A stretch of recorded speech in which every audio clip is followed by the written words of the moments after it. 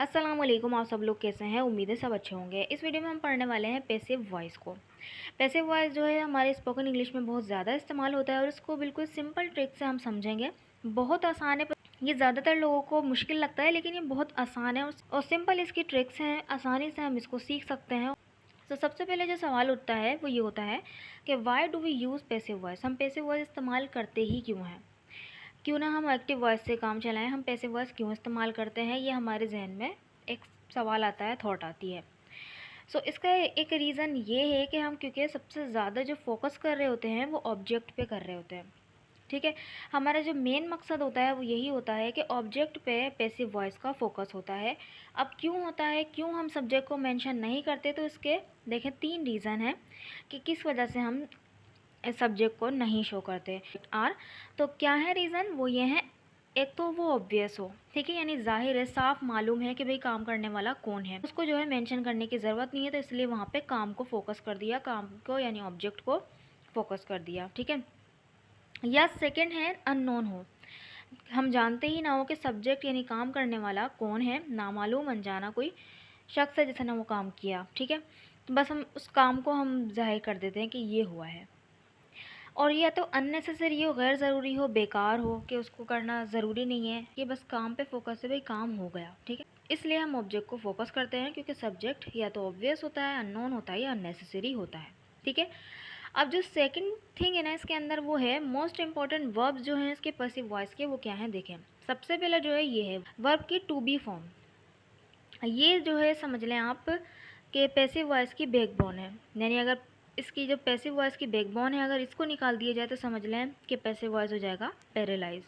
ठीक है, यहाँ पे ये जो टू बी है ये बहुत ज़्यादा अहम किरदार अदा करेगा। ठीक है, और जो इसकी जो मेन वर्ब होगी वो हमेशा थर्ड फॉर्म में आएगी, हमेशा।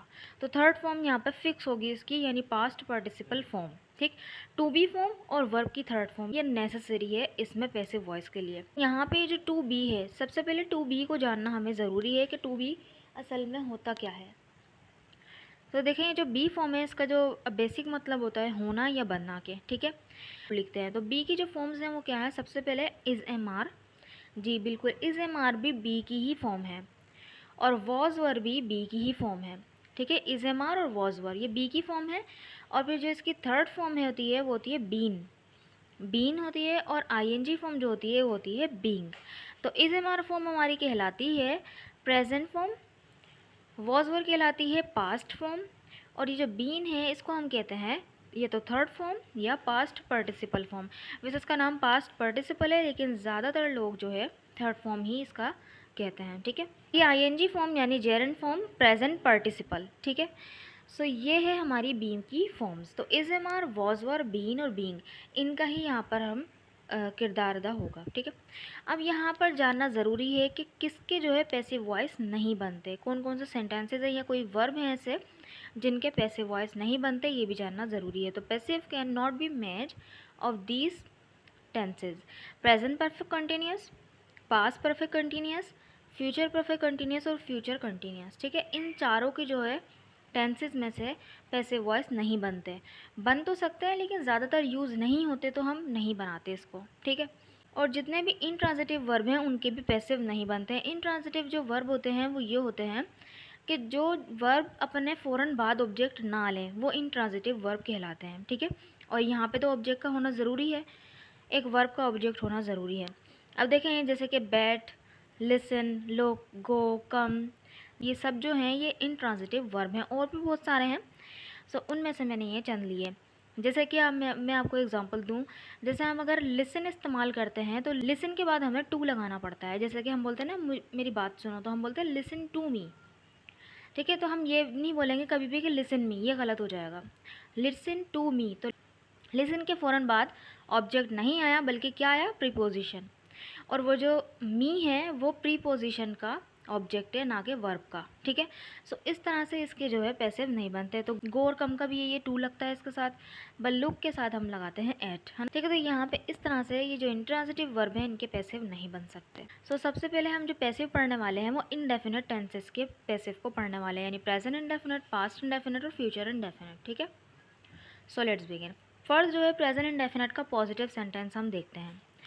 पॉजिटिव सेंटेंस अगर पैसिव वॉइस को छोड़ के अगर एक्टिव वॉइस का अगर देखें तो वहाँ पर जो उसका फॉर्मूला होता है वो क्या होता है, सब्जेक्ट प्लस वर्ब की फर्स्ट फॉर्म प्लस ऑब्जेक्ट होता है ना। अब क्योंकि पैसिव में ज़रूरी है कि हेल्पिंग वर्ब के बाद बी की फॉर्म आना ज़रूरी है, लेकिन यहाँ पर जो है कोई हेल्पिंग वर्ब तो होता नहीं है, मतलब पॉजिटिव सेंटेंस में कोई हेल्पिंग वर्ब नहीं है, तो यहाँ पे हम क्या करेंगे, बी की प्रेजेंट फॉर्म को लेंगे यानी इज एम आर को। ठीक है, सो स्ट्रक्चर हमारा बनेगा, सबसे पहले आएगा सब्जेक्ट, यानी जिस ऑब्जेक्ट को हम सब्जेक्ट बना रहे हैं वो सब्जेक्ट आ जाएगा, फिर उसके बाद आएगा इज एम आर।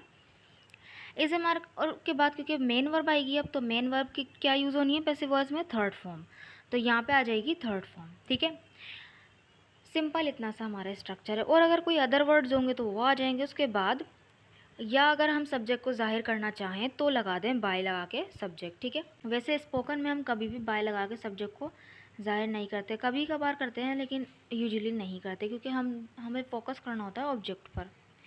ठीक है, so let's see with help of sentences. Sentences, यहाँ अंग्रेज़ी पढ़ाई जाती है, यहाँ अंग्रेज़ी पढ़ाई जाती है। अब किसके ज़रिए पढ़ाई जाती है ये अंडरस्टूड, ठीक है, कि एक टीचर के ज़रिए पढ़ाई जाती होगी।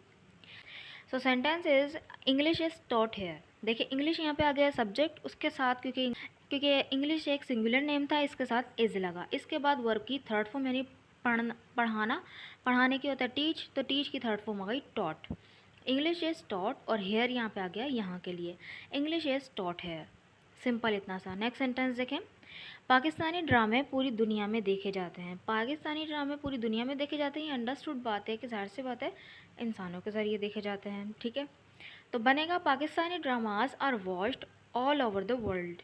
ठीक है, पाकिस्तानी ड्रामाज आर वॉच्ड देखे जाते हैं ऑल ओवर द वर्ल्ड, पूरी दुनिया में। ठीक है, नेक्स्ट सेंटेंस, ईद धूमधाम से मनाई जाती है। ईद धूमधाम से मनाई जाती है, तो यहाँ पे अंडरस्टूड बात है कि मुस्लिम के ज़रिए मनाई जाती है, तो हम यहाँ पे ये नहीं बोलेंगे कि ईद मुस्लिम के ज़रिए धूमधाम से मनाई जाती है ना, नहीं बोलेंगे, तो हम इस तरह से ही बोलेंगे कि Eid is celebrated with great pomp.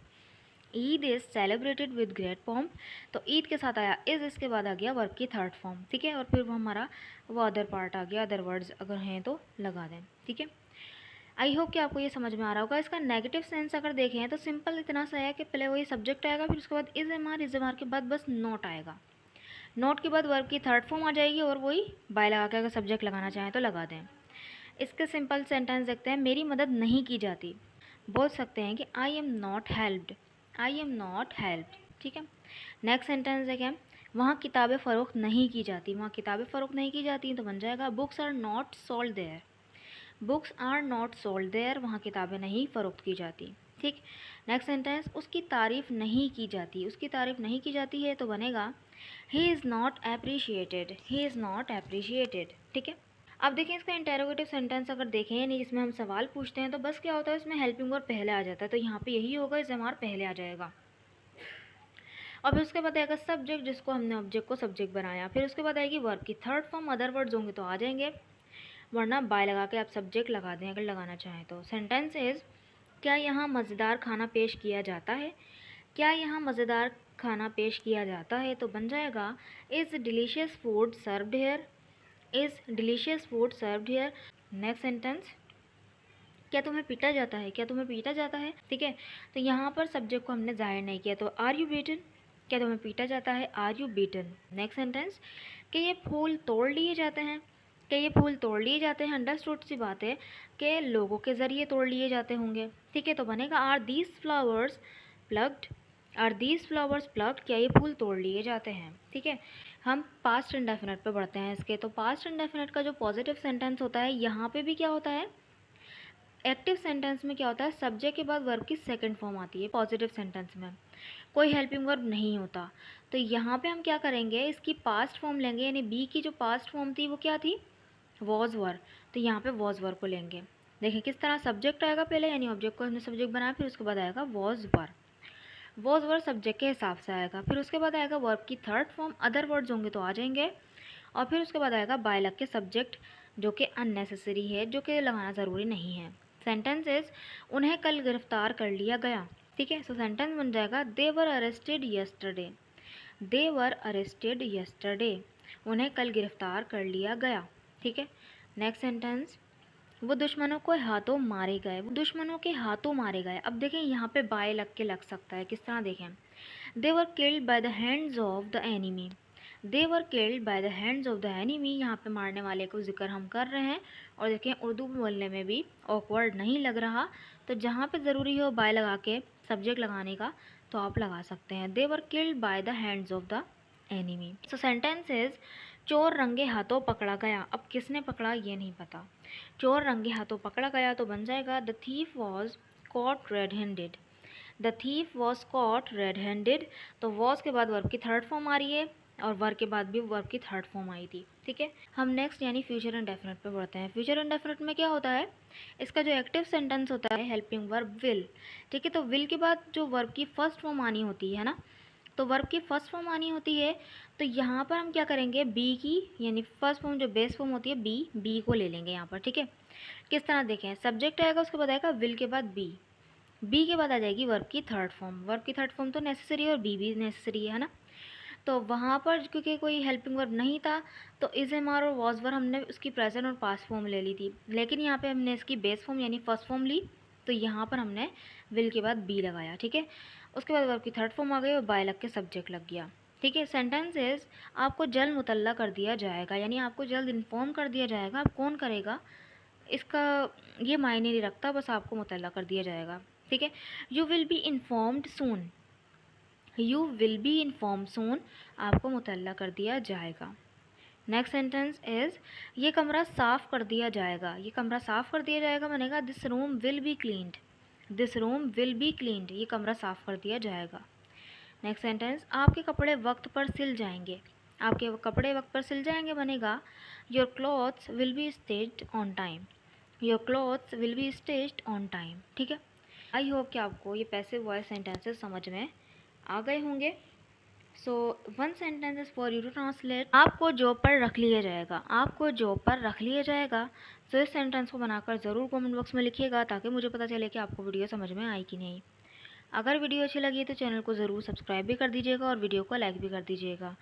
कल की वीडियो में मैं इंशाल्लाह इसको पूरा कवर कर दूंगी, यानी टेंसेस की पैसिव वॉइस को पूरा कवर कर दूंगी। जो बाकी टेंसेस रहेगा उस वीडियो में आ जाएंगे। ठीक है, सो अल्लाह हाफिज़।